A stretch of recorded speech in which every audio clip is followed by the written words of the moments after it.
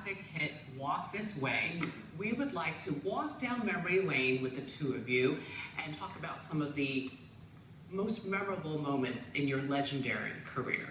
And since this is The Talk, we're calling this Talk This Way.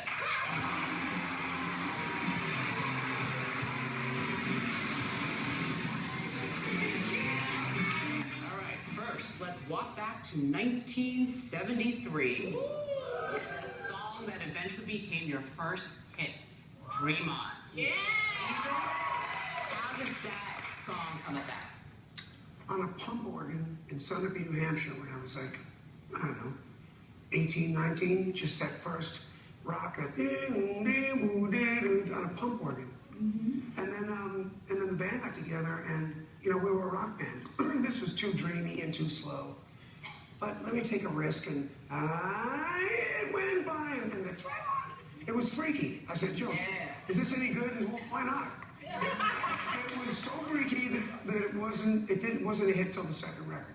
The label was going to drop us because the first record did. Wow. And so it became a hit. Yeah, it's amazing.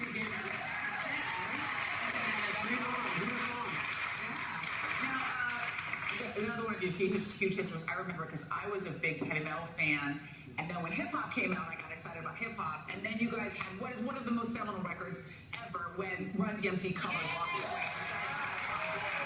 It changed everything. It changed music, you know, and it made people know about rap, and it made kids who love rap know about rock. So how important do you think that collaboration was for Aerosmith, Joe? Do you remember, did you ever consider not doing it? Well, we did for about 3 seconds.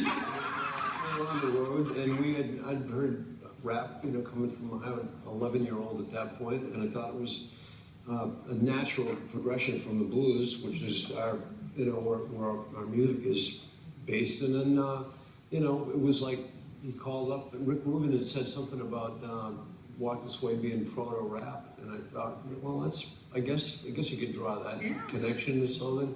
A couple weeks later, he called and said, "You want to come down?" And we kind of played, and these guys like threw some lines back and forth, and then we needed a bass, and one of the guys that was there, some teenagers that were hanging around, I got a bass in my house and went back, got the bass. The Beastie Boys. And it was the Beastie Boys. Wow! And anyway, when it was still this kid. Who doesn't love the Beastie Boys? Yes.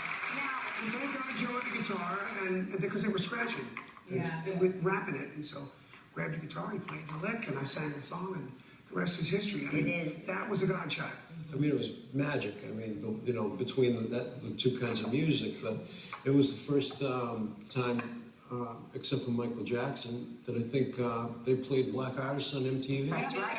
And we're really proud of that. You know, it was Now, you guys also had a huge hit in 1989 that I want to talk about, Love in an Elevator. I mean, I should be telling it here, but what's the story?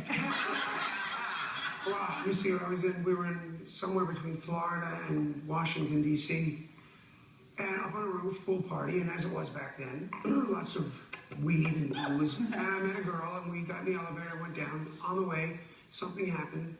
And I was in a blackout, but I did come to when the door opened up, and it was the lobby, and people were standing there like this, going, and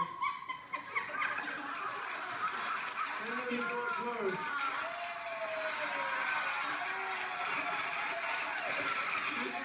It was a true moment. It happened. But you know what? I tell you this, really though. Y'all know y'all fine when y'all got sisters standing up in the audience going, yeah!